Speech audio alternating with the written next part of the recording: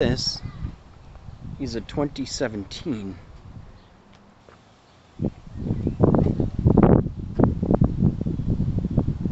I guess because it's a GTI, it gets all the red highlights.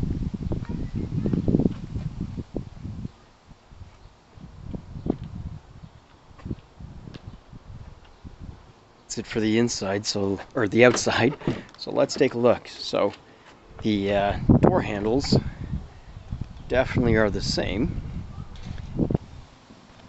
Now keep in mind this one's clean, the other one is not. Steering wheel is nice in the regular Golf. Not bad.